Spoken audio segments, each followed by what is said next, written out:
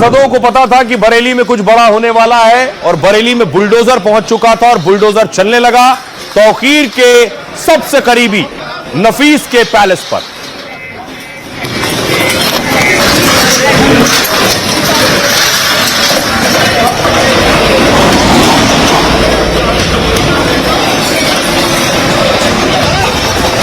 हम लोगों को आप इमरजेंसी लगा करके देश के लोगों का गला घोट रहे हैं। देखिए, अनडिक्लेयर्ड इमरजेंसी की तरीके से हमें यहाँ रोका जा रहा है। किस आधार पे हमें रोका जा रहा है हमें समझ में नहीं आ रहा है। मैं इसकी मजम्मत करता हूँ और मैं कड़े शब्दों में निंदा करता हूँ। बरेली जाने से रोका जा रहा है, ये भी असंवैधानिक काम है। बरेली में बवाल क्या हुआ? विपक्ष में मुस्लिम हितैषी दिखने की होड़ लग गई और नेताओं में बरेली जाने की दौड़ लग गई। कांग्रेस हो या समाजवादी पार्टी, कोई पीछे नहीं रहना चाहता।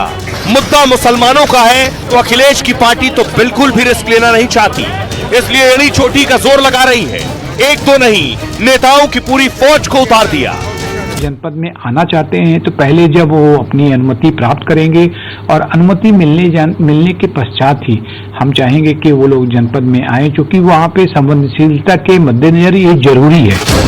अखिलेश के नेताओं में बरेली जाने की जिद क्या इसलिए है कि कैसे भी करके मुसलमानों को नाराज नहीं होने देना है? शायद इसलिए तो कांग्रेस ने इमरान मसूद और दानिश अली को भेजा, तो उधर अगले ही दिन चंद्रशेखर रावण जाने पर अड़ गए, तो आज समाजवादी पार्टी ने भी इकरा हसन, बर्क और मोहिबुल्ला समेत कई नेताओं को कूच करा दिया। मगर बरेली बवाल पर सियासत का रास्ता मंजिल तक न पहुंचा। बरेली में अमन सुकून है, शांति है, ये लोग अशांति फैलाएंगे। ये चाहते हैं कि जिस तरीके से बरेली को दोबारा संभल बनाना चाहते हैं, मगर हम बरेली को संभल नहीं बनने देंगे।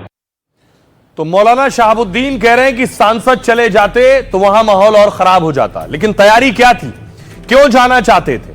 सपा के करीब 14 नेता बरेली जाने वाले थे। इनमें सपा के 5 सांसद, 2 विधायक भी शामिल थे, जो बरेली में बवाल के बाद पीड़ितों के पास जा रहे थे। लेकिन योगी की पुलिस ने इन नेताओं को जाने नहीं दिया। कई नेताओं को रोक लिया तो कुछ को नजरबंद कर लिया। सांसद हरेंद्र मलिक, इकरा हसन, मोहिबुल्ला को रोका गया। सपा के तीनों सांसद दिल्ली से बरेली के लिए निकले। यूपी पुलिस ने गाजियाबाद बॉर्डर पर इन नेताओं को रोक लिया। पुलिस से बहस करने के बाद सांसद डिवाइडर पर बैठ गए। सांसद आधे घंटे तक अड़े रहे, लेकिन पुलिस ने उन्हें जाने नहीं दिया। लखनऊ में नेता प्रतिपक्ष माता प्रसाद को हाउस अरेस्ट किया गया और संभल सांसद जियाउर रहमान बर्क जब बरेली के लिए निकले तभी इंस्पेक्टर राजीव कुमार मलिक उनके सामने खड़े हो गए। ऐसे ही घेराबंदी बरेली में भी कई नेताओं की गई। योगी की पुलिस सुबह से ही इन नेताओं के घर पहुंच गई थी। सपा के नेताओं को घर से बाहर जाने पर पाबंदी थी, मगर सपा के एक सांसद ने पुलिस को चकमा दे दिया। प्रतिनिधिमंडल में आंवला से सांसद नीरज मौर्य भी थे। वो पुलिस को चकमा देकर बरेली पहुंच गए, लेकिन पकड़ लिए गए। बरेली सर्किट हाउस से सपा सांसद हिरासत में ले लिए गए। सपा नेताओं ने इसे अघोषित इमरजेंसी बताया है। हालांकि पुलिस नहीं चाहती कि बरेली में फिर से माहौल खराब हो, क्योंकि सपा नेताओं के जाने से गुस्सा भड़क सकता है। इससे पहले चंद्रशेखर और कांग्रेस नेता भी रोके गए थे। वो तस्वीरें मैं आपको दिखाऊं, जब कांग्रेस के नेता इससे पहले बरेली जाने वाले थे। वो तस्वीर देखिए। इमरान मसूद को उनके घर पर नजरबंद किया गया था। पुलिस पहुंच गई थी तड़के ही और घर से उन्हें आगे निकलने नहीं दिया गया। इमरान मसूद के अलावा देखिए, कांग्रेस के नेता दानिश अली भी जाना चाहते थे। दानिश अली को भी जाने नहीं दिया गया, पुलिस ने रोक लिया।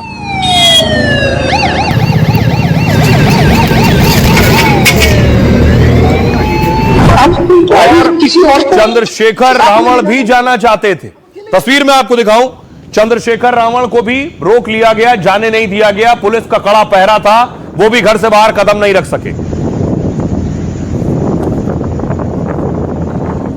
तो सपा सांसद जो नहीं जा सके, वो देखिए क्या कह रहे हैं।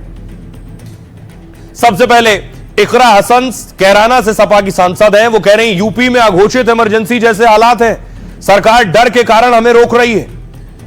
संभल से सपा सांसद जियाउर रहमान बर्क कह रहे हैं जिन लोगों को गिरफ्तार किया उनका दोष क्या है, बेगुनाह लोग जेल में क्यों रहेंगे, सबूत है तो पेश करें। सपा सांसद मुजफ्फरनगर हरेंद्र मलिक कह रहे हैं आप किस कानून के तहत हमें जाने से रोक रहे हैं। नेता विपक्ष कह रहे हैं माता प्रसाद, पुलिस ने कानून व्यवस्था की स्थिति बिगाड़ दी है। चंद्रशेखर रावण ने कहा मुसलमानों के साथ गलत नहीं हुआ तो मुझे क्यों रोका गया है। प्रमोद तिवारी कांग्रेस सांसद कह रहे हैं सरकार हर मुद्दे का ध्रुवीकरण करने में लगी है। इमरान मसूद का कहना है मुसलमान पर लाठी डंडा बुलडोजर गोली सब चला रहे हैं। बीजेपी के नेता हैं, जम्मू कश्मीर के, इनका नाम है जहांजैब सरवाल। ये कह रहे हैं किसी को धमकाने का योगी को अधिकार नहीं है। जम्मू कश्मीर के मुस्लिम नेता ने इस्तीफे की धमकी दी है। ये बीजेपी के जम्मू कश्मीर के मुस्लिम नेता हैं।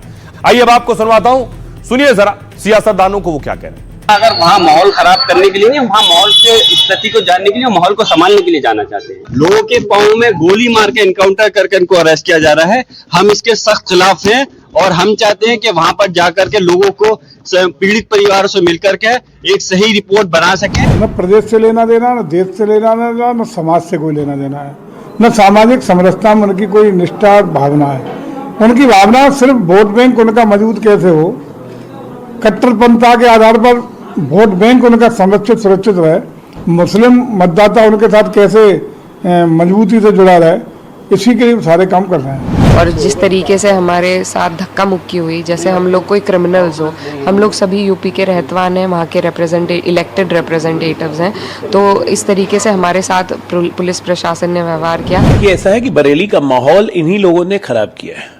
बरेली में जिस तरह दंगे करने की कोशिश की गई और पुलिस ने रोक लिया और अब दंगाइयों पर कार्रवाई हो रही है। कार्रवाई होती है तो इन लोगों को दर्द होने लगता है। पूछो लोग रहेंगे नहीं, देखो ये बड़े अफसर हैं यहाँ। आप कब जाएंगे? आप अब जब ये लोग खिसके तब जाएं। किसी विशेष समुदाय मुस्लिम कम्युनिटी को निशाना बनाना नहीं है होना चाहिए, बल्कि इस बात की शपथ ली जाती है कि हम देश की एकता अखंडता के लिए सच्ची श्रद्धा से काम करेंगे। लेकिन सरकार अपने उस हलफ से, उस शपथ से पीछे हट रही है। मैं समाजवादी पार्टी के तमाम नेताओं को बता देना चाहता हूं कि हम बरेली को संभल बनने नहीं देंगे और पुलिस और प्रशासन को भी चाहिए कि बाहर के लोगों को यहां पर आने से रोके, ताकि बरेली की शांति और अमन भाईचारा को खतरा न लाहिक हो। ये लोग आएंगे, बरेली में अमन सुकून है, शांति है, ये लोग अशांति फैलाएंगे। बरेली में देखिए लगातार कार्रवाई हो रही है। आज भी कार्रवाई हुई, एक बड़े शख्स को गिरफ्तार किया गया है। आज बरेली पुलिस ने 2000 से ज्यादा सीसीटीवी खंगाल डाले। बवाल में अब तक 83 लोगों को गिरफ्तार कर लिया है। सिर तन से जुदा के नारे लगाने वाला भी पकड़ लिया गया है। योगी की पुलिस ने फैजान सकलेनी को गिरफ्तार किया है। तौकीर रजा का वीडियो वायरल करने वाला भी अरेस्ट हुआ है। पुलिस ने भड़काने वाले मुनीर इदरीस को दबोच लिया है, लेकिन 10 एफआईआर में 2000 से ज्यादा आरोपी बनाए गए। ऐसे में तौकीर के करीबियों और समर्थकों की तलाश तेज है। ऐसे 350 आरोपियों के मोबाइल नंबर सर्विलांस पर हैं। मोबाइल के जरिए आरोपियों की लोकेशन पता की जा रही है, ताकि ये कहां है, कहां गए, कहां छिपे, इसकी जानकारी मिल सके। साथ ही भड़काऊ पोस्ट करने वालों भी पुलिस के रडार पर है। Cyber team 117 social media account की जांच कर रही है। पुलिस के मुताबिक तौकीर की पार्टी वाले बवाल में शामिल थे। फोटो वीडियो के जरिए बवाल करने वालों की पहचान हो रही है। आरोपियों की अवैध संपत्तियों पर बुलडोजर चलना शुरू हो चुका है। और इतना ही नहीं, अब जो तौकीर के करीबी हैं, ऐसा नहीं कि किसी को भी उठा लिया गया, तौकीर के जो करीबी हैं उन पर एक्शन हो रहा है। ये आप देख रहे हैं, ये तौकीर रजा के साथ जिन्हें आप देख रहे हैं, इनका नाम है नफीस। नफीस तौकीर के बहुत करीबी हैं। अगली तस्वीर देखिए जरा। नफीस वही है जो कह रहे थे हाथ काट दूंगा। इनका वीडियो सामने आया था, सुनिए। हाथ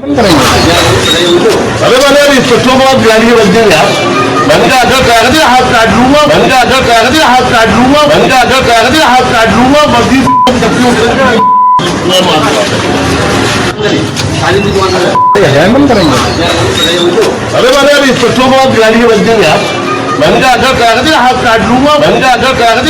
लूंगा, हाथ काट लूंगा, तो नफीस कह रहे थे हाथ काट दूंगा। तौकीर के करीबी थे। बरेली में बवाल के भी आरोपी हैं। नफीस की गिरफ्तारी हुई। न सिर्फ नफीस को पुलिस ने गिरफ्तार किया है, तौकीर के साथ जेल भेज दिया है, बल्कि नफीस के पैलेस, बारात घर है नफीस का, इस पैलेस पर आज बुलडोजर पहुंच गया। यहां शादियां होती हैं। इस तरह की बहुत सी संपत्तियां तौकीर के करीबियों की हैं, जिसमें बारात घर, मैरिज हॉल और इस तरह के लॉन्च शामिल हैं।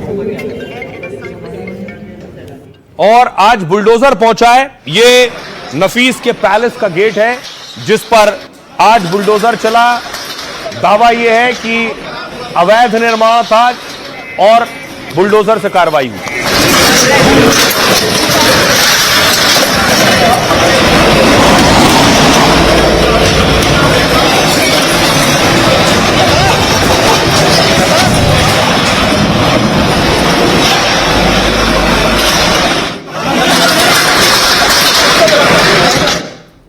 और नफीस पर आखिर क्यों बुलडोजर चला आपको बताऊं और कैसे एक्शन हुआ। ये बरेली में आज 2 जगहों पर बुलडोजर गरजा है।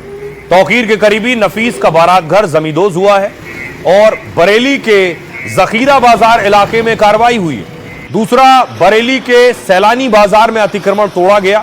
हालांकि इस कार्रवाई का सीधा बवाल से कनेक्शन नहीं है, लेकिन इस इलाके में ज्यादातर मुसलमानों की दुकानें हैं। केला थाना के जखीरा बाजार में नफीस का बारात घर था। बुलडोजर ने नफीस खान की अवैध संपत्तियां धराशायी की। मौलाना तौकीर रजा का करीबी और राजदार है नफीस, जो तौकीर रजा के बाद गिरफ्तार करके जेल भेजा गया। नफीस और उसके बेटे फरहान पर भड़काने का आरोप है। दोनों ने सोशल मीडिया के जरिए भड़काकर भीड़ जुटाई। इतना ही नहीं, प्रशासन को गुमराह करने का भी आरोप है इस पर। मौलाना तौकीर के बाकी करीबियों पर भी शिकंजा कसा है।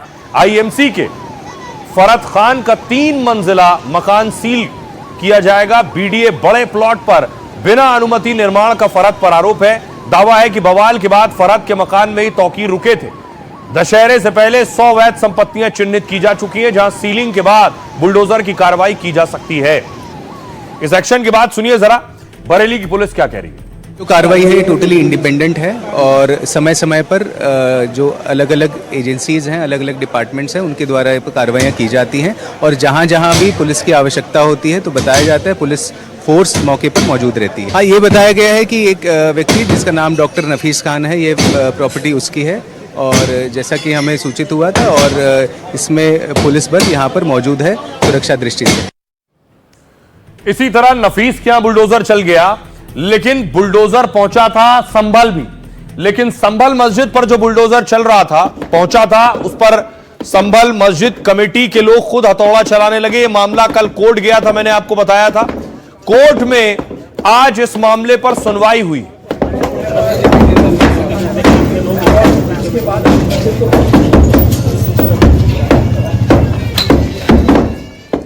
आज भी हथौड़ा चल रहा था। संभल मस्जिद पर बुलडोजर एक्शन पर रोक नहीं लगाई है कोर्ट ने। इलाहाबाद हाईकोर्ट ने याचिका खारिज कर दी है। लगातार दूसरे दिन हाईकोर्ट में मामले पर अर्जेंट बेंच बैठी। छुट्टी के बावजूद ध्वस्तीकरण पर रोक वाली याचिका पर सुनवाई हुई।